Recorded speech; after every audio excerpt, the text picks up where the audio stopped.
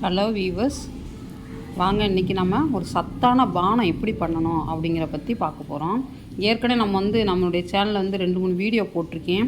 அதெல்லாம் பாருங்கள். எல்லாமே டெய்லி அன்னன்னைக்கு நம்ம என்ன பண்ணுறோமோ அதைத்தான் நான் போட்டிருக்கேன். அதை இடையில 2 டிப்ஸ் சொல்லியிருப்பேன். அது ரொம்ப யூஸ்ஃபுல்லான டிப்ஸாக இருக்கும். இன்றைக்கும் நான் 2 டிப்ஸ் சொல்ல போகிறேன். அதனால் ஃபஸ்ட்லேருந்து பார்த்துக்கிட்டே வாங்க.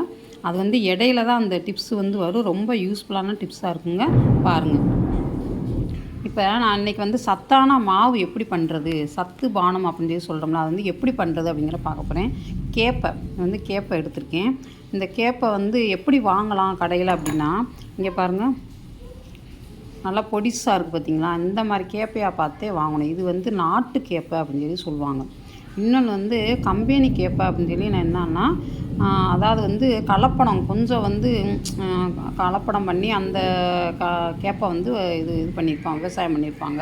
அதோட இந்த நாட்டு கேப்பை பார்த்திங்களா, ரொம்ப பிளாக் இல்லாமல் லைட் கலரில் இருக்கும். இந்த கேப்பையை வாங்கிக்கிறணும். இந்த கேப்பையில் ஃபைபர் கண்டென்ட் நிறையா இருக்குது. இது மூலத்துக்கு ரொம்ப ரொம்ப நல்லதுன்னு சொல்லுவாங்க. இப்போ உங்களுக்கு மோஷன் ப்ராப்ளம் இருக்குதுன்னு வச்சுக்கோங்களேன், இந்த கேப்பை நம்ம ஒரு கூழாக காய்ச்சியோ ஏதாவது சாப்பிட்டோம்னா ரொம்ப நல்லதுங்க. அடுத்து இன்னொன்று என்ன ஆட் பண்ண போகிறேன்னா, இது குதிரைவாளிங்க. பாருங்கள், குதிரைவாளி தெரியுதா உங்களுக்கு?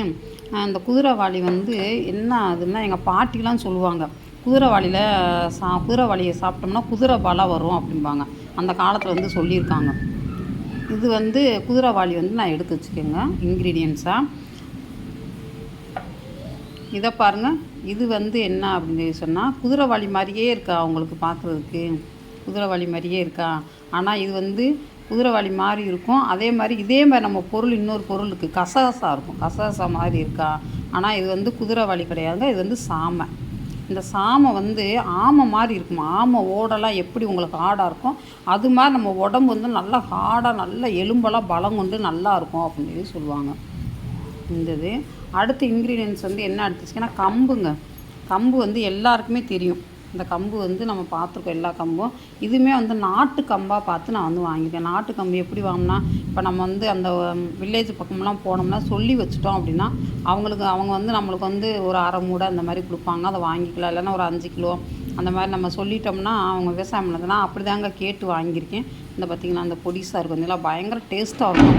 இப்போ கம்பு எப்படிங்க டேஸ்ட்டாக வாங்குறது, நல்ல கம்பா அப்படின்னா, கொஞ்சம் போல் கம்பு எடுத்து வாயில் போட்டு சாப்பிட்டு பார்த்தோம்னா நல்லா டேஸ்ட்டாக இருக்குங்க. இது நான் சாப்பிட்டு பார்த்து தான் வாங்கினேன். பயங்கர டேஸ்ட்டாக இருக்குது நாட்டு கம்பு. இது எதுக்கு நல்லது அப்படின்னு சொன்னிங்கன்னா, உங்களுக்கு நல்ல ஒரு ஃபைபர் கண்டென்ட் உள்ளது. அதே மாதிரி உடம்புல இருக்க கொழுப்பு எல்லாத்தையுமே கரைச்சி உங்களுக்கு உடம்பு வெயிட் லாஸ் பண்ணுங்க. இது எல்லாமே வெயிட் லாஸ் பண்ணி உடம்பு நல்லா இறுக்கம் கொடுக்கும் அப்படிங்க. அதாவது ஒரு சிலருக்கு பார்த்திங்கன்னா தொலைன்னு இருக்கும் உடம்பு. அந்த மாதிரிலாம் இல்லாமல் நல்லா வெயிட் லாஸ் பண்ணி இறுக்கம் கொடுக்கும் அப்படிமா. அதுக்காக தான் இதுதாங்க நான் சத்து மாவுக்காக எடுத்து வச்சுருக்கேன். நீங்கள் சத்து மாவு பண்ணுறதுக்கு ரொம்ப சிரமமாக இருக்குது. நிறைய மாவு பண்ணிவிட்டு அது கெட்டு போகும்னு சான்சஸ் இருக்குது. நம்ம ஒரு நாள் சாப்பிடுவோம், அப்புறம் விட்டுருவோம். ஆனால் நான் என்ன சொல்கிறேன்னா, அந்த மாதிரி நிறையா பண்ண வேணாம். இந்த டப்பா அளவுக்கு பண்ணாவே போதுங்க. இந்த அளவுக்கு பண்ணாவே போதும். அதுக்கு நான் என்ன சொல்கிறேன்னா, இந்த கேப்பை சும்மா 1 ஸ்பூன் எடுத்துக்கோங்க. கேப்பை ராகி 1 ஸ்பூன் எடுத்துக்கோங்க. எதுக்காக 1 ஸ்பூன்னா, இது கலர் ரொம்ப சேஞ்சஸ் கொடுக்கும் இந்த ராகி. அதனால் 1 ஸ்பூன் எடுத்துக்கோங்க. மற்றது எல்லாமே குதிரைவாளி 2 ஸ்பூனு, சாமை 2 ஸ்பூனு, இது 2 ஸ்பூன் எடுத்துக்கோங்க. கம்பு 2 ஸ்பூன் எடுத்துக்கோங்க. எல்லாமே 2 ஸ்பூன் எடுத்துக்கோங்க. கொள்ளு ஒரு ஸ்பூன் போட்டுக்கோங்க. நாட்டு எள்ளு அது வாங்கினீங்கன்னா அது 1 ஸ்பூன் போட்டுக்கோங்க. கொள்ளு நமக்கு சாப்பிட பிடிக்காது. கொள்ளு ரசம் நம்ம வீடுகள்லாம் சாப்பிட்றப்போ பயங்கர டேஸ்ட்டாக இருக்குங்க. டெய்லி கொள்ளு சாப்பிட்டா யாரையும் கொல்லலாம் அப்படின்னு சொல்லுவாங்க. கொள்ளு சாப்பிட்டா எதையினால் நம்ம உடம்புல இருக்க அனைத்து நோய்களுமே போயிடும் அப்படிமா. அது மாதிரி எள்ளு சாப்பிட்டா உடம்புக்கு நல்லது அப்படிம்பாங்க. அதனால நல்லெண்ணெய்னு வச்சுருக்காங்க. நல்லெண்ணெய் நல்லதே செய்யும் அப்படின்னு இருக்காங்க. அதனால் நீங்கள் கொள்ளு 2 ஸ்பூன் எடுத்துக்கோங்க. அது 1 ஸ்பூன் இல்லைன்னா 2 ஸ்பூன் கூட எடுத்துக்கலாம். எடுத்துகிட்டு இது எல்லாத்தையுமே நம்ம என்ன செய்யணும்னா, அந்த வாணலியில் வச்சு லைட்டாக ஃப்ரை பண்ணணுங்க. பண்ணிவிட்டு நம்ம மிக்ஸி சின்ன ஜார் இருக்குது பார்த்திங்களா, அதில் வச்சு நல்லா அரைச்சிட்டு நல்லா மாவாக வந்துடும். அந்த மாவு எல்லாத்தையும் எடுத்து இந்த மாதிரி இதில் போட்டு வச்சுக்கோங்க. சரிங்களா? போட்டு வச்சுக்கிட்டு இதை நம்ம நான் மார்னிங் காலைல எப்படி குடிக்கணும் அப்படிங்கிறேன்னு சொல்கிறேன். காலைல எந்திரிச்ச உடனே நல்லா ப்ரெஷ் பண்ணிவிட்டு தண்ணி வெறும் வயிற்றில் எப்பவுமே தண்ணி குடிக்கணுங்க. குடிச்சிட்டு ஒரு 5 நிமிஷம் கழித்து காப்பி டீக்கு பதிலாக தான் இந்த பானம் வந்து சத்தான பானம் நம்ம வந்து குடிக்க போகிறோம். இப்போ பிள்ளைய வந்து சொல்லுவாங்க, அம்மா இது என்னம்மா இது வந்து எனக்கு பிடிக்கலங்கிற அந்த டேஸ்ட்டுக்காக நம்ம நினச்சோன்னா சால்ட்டுக்கு பதிலாக இந்த பனங்கற்கண்டு இங்கே பாருங்கள், பனங்கற்கண்டு பார்த்திங்களா, இதை சேர்த்துக்கணும். இந்த பனங்கற்கண்டு எதுக்குங்க நான் சேர்க்குறேன் அப்படின்னா, ரொம்ப குளிர்ச்சிங்க. அந்த உடம்புக்கு வந்து நம்ம ஹீட்டு குறையும், எல்லாமே இருக்கும். நாட்டு வைத்தியத்துலலாம் எங்கள் பாட்டி சொல்லுவாங்க, பனங்கற்கண்டு சேர்த்து வேணுமா சாப்பிடு, மற்றது எதுவும் சேர்க்காத, சுகரு அந்த ஐட்டம் அந்த ஒயிட் சுகரு ஜீனியெல்லாம் சேர்க்க வேணாம் அப்படிம்பாங்க. இது ரொம்ப நல்லதுங்க. இந்த மாதிரி வந்து பனங்கற்கண்டு வந்து 2 ஸ்பூன் போட்டுக்கோங்க. போட்டுட்டு முந்திரி பருப்பு, இது வந்து இந்த பாருங்கள் வால்நட்டு வாங்கி வச்சுருக்கேன். வால்நட்டு வந்து லேடிஸ்க்கு வந்து ரொம்ப நல்லதுங்க. வால்நட்டு, இந்த முந்திரி பருப்பு, கிஸ்மிஸ் பார்த்திங்களா, பிளாக்கில் கிஸ்மிஸ், இந்த கிஸ்மிஸ் தாங்க நல்லது. இதே இது வந்து ஆரஞ்சு கலரில் ஒன்று இருக்கும், அதை விட இது வந்து நல்லதுங்க. இந்த கிஸ்மிஸ் எல்லாத்தையுமே வந்து நல்ல பொடிசாக கிரேட் பண்ணிவிட்டு அதில் அந்த கூழ் காய்ச்சிரும் பார்த்திங்களா, அதில் போட்டு அப்படியே காய்ச்சிடுங்க. கிஸ்மிஸ் வேணும்னா கொஞ்சம் கொஞ்சம் முழுசாக போடுங்க, நல்லா அங்கங்கே பிளாக்காக தெரியும். பிள்ளைய சாப்பிட்டாங்கன்னா அவ்வளோ டேஸ்ட்டாக இருக்குங்க. சாப்பிட்றதுக்கு வந்து இது எல்லாத்தையுமே போட்டு நல்லா மிக்ஸ் பண்ணிவிட்டு இதை வந்து குடிக்கணுங்க. காலையில் டெய்லி ஒரு டம்ளர் நம்ம குடிச்சிட்டு வர்றப்ப, காலையில் நீங்கள் இப்போ 7 மணிக்கு சாப்பிட்டீங்கன்னு வச்சுக்கோங்களேன், நம்ம ஆஃபீஸ் போகிறவங்க எல்லாருக்குமே ரொம்ப யூஸ்ஃபுல்லாக இருக்கும். சாப்பிட்டுட்டு ஒரு இட்லி கூட சாப்பிட்டு கூட போனால் கூட அது வந்து உடம்புக்கு வந்து சரியாக இருக்கும். நம்ம வயிற்றில் இருக்க கொழுப்பு எல்லாத்தையுமே சீக்கிரம் கரைச்சிரும். நல்லா யங்காக இருப்போம்னு வச்சுக்கோங்களேன். எக்ஸசைஸோடு செய்ய தேவையில்ல, அவ்வளோ யங்காக வந்து இந்த இது வந்து இருக்கும். இதில் வந்து உங்களுக்கு 2 டிப்ஸு சொல்கிறேன்னு சொல்லி சொன்னேன். சீக்ரெட்டான டிப்ஸ் வந்து 2 சொல்கிறேன்னு இருக்கேன். அந்த டிப்ஸ் என்ன அப்படின்னு சொல்லி சொன்னீங்கன்னா, இப்போ நான் அந்த மாவு அரைச்சி வச்சுக்கேங்க. அந்த மாவு அரைச்சி வச்சு எனக்கு வந்து வண்டெல்லாம் உள்ளே போய் விழுந்துருது அப்படின்னா நான் என்ன பண்ணலாம் அப்படின்னு சொல்லி நீங்கள் நினைப்பீங்க. அப்போ இந்த வண்டெல்லாம் உள்ளே விழுகக்கூடாதுனால இங்கே பாருங்கள், இந்த பூண்டு பல் எடுத்துருக்கேனா, இந்த பூண்டு பல்லை வந்து அந்த சத்து மாவு இருக்குது பார்த்திங்களா, அதில் கொண்டு போய் போட்டு வச்சுட்டிங்கன்னா ஒரு 4-5 பூண்டு பல் போடுங்க. அக்கா 1 மட்டும் போடக்கூடாது, நான் சும்மா காட்டியிருக்கேன். 4-5 பூண்டு பல் எடுத்து அந்த மாவில் போட்டிங்கன்னு வச்சுக்கோங்களேன், வண்டே வராதுங்க. நீங்கள் 6 மாதம் 7 மாதம் 8 மாதம் வரைக்கும் கூட அப்படியே வச்சுக்கலாங்க. அப்படியே நல்லாயிருக்கும், சூப்பராக இருக்கும்.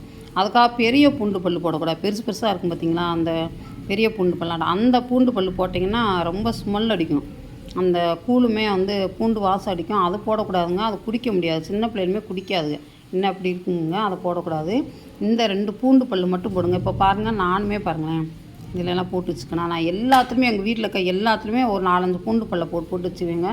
அந்த வண்டு அந்த இதுங்கிறதே வராது. நீங்கள் சப்பாத்திக்கு மாவு அரைச்சா கூட அதில் கூட போட்டு வைங்கன்றீங்க, அந்த வண்டுங்கிறதே வராது. இது எங்கள் ஃபஸ்ட்டு டிப்ஸு. இன்னொரு டிப்ஸு என்னென்னா, எந்த பொருள் யூஸ் பண்ணாலும், இப்போ நம்ம எந்த பொருள் எதுனாலும், எந்த மாவு எதுனாலும் யூஸ் பண்ணுறோன்னு வச்சுக்கோங்களேன், அந்த இதில் வந்து இப்போ நம்ம கூழ் காய்ச்சணும் லைட்டாக கொஞ்சம் போல் பெருங்காயப்பொடி வந்து நம்ம கடையிலேருந்து வாங்கக்கூடாதுங்க. கூழ் காய்ச்சினா அதில் போய் பெருங்காயப்பொடி போட சொல்லிங்களேன்னு கேட்காதீங்க. பெருங்காயப்பொடி வந்து வாயு தொல்லை வந்து நீக்குன்னு சொல்லுவாங்க. இப்போ பெருங்காயமாக போட்டாலும் யாரும் சாப்பிட மாட்டேன், என்ன பெருங்காய ஸ்மெல் அடிக்குது வேணாம் அப்படின்றவாங்க. அதனால் நீங்கள் என்ன சரி லைட்டாக பெருங்காயப்பொடி அதை வந்து கொஞ்சம் போல் போட்டுட்டு இந்த கூழில் போட்டு காய்ச்சுங்களேன். யாருக்கு ஒன்றும் தெரியாது, ஆனால் நல்லாயிருக்கும், பயங்கர டேஸ்ட்டாக இருக்கும். நீங்கள் தயிர் தாளிக்கிறதுனா கூட லைட்டாக அதில் வந்து பெருங்காயப்பொடி போடுங்க. எல்லாத்துலேயுமே சாம்பார்லாம் நான் வந்து ஆட்டோமேட்டிக்காக போடுவோம். சாம்பார் ரசம்லாம் எது போட்டாலும், இப்போ கீரை வைக்கிறோன்னு வச்சுங்களேன், கீரையில் வந்து நம்ம முருங்கைக்கீரைலாம் வச்சு தாளிக்கிறப்போ அதுலேயும் கொஞ்சம் பெருங்காயப்பொடி போடுங்க, டேஸ்ட்டாக இருக்குங்க. ஆனால் பெருங்காயப்பொடி வந்து கடையில் வாங்கின பெருங்காயப்பொடி இல்லைங்க, நான் அதையும் சொல்லிட்டேன். கடையில் வாங்கின பெருங்காயப்பொடியை பற்றி நான் சொல்ல கிடையாது. நம்ம வந்து இந்த மாவு அரைக்கிறப்போ எது அரைச்சாலும் ரைட்டு, அந்த லைட்டாக கொஞ்சம் பெருங்காய கட்டி வந்து கடையில் வாங்கிட்டு வந்து இந்த சின்ன கட்டியாக இருக்கும், வாங்கி நம்ம மிக்சியில் அரைச்சி வச்சுக்கிட்டு இந்த மாவெல்லாம் காய்ச்சி செய்கிறப்ப சூப்பர் டேஸ்ட்டாக இருக்குங்க. உடம்புக்கு ரொம்ப ஹெல்த்தியாக இருக்கும். இப்போ நான் சொல்கிறப்ப எனக்கே அவ்வளோ சாப்பிட்ணும் போல் இருக்கும், அவ்வளோ டேஸ்டியாக இருக்குங்க. நான் சொல்கிறதெல்லாம் நீங்கள் செஞ்சு பாருங்கள், சாப்பிட்டு பார்த்துட்டு எனக்கு வந்து இந்த சேனலை பிடிச்சிருந்துச்சுன்னா கண்டிப்பாக பிடிக்கணும்.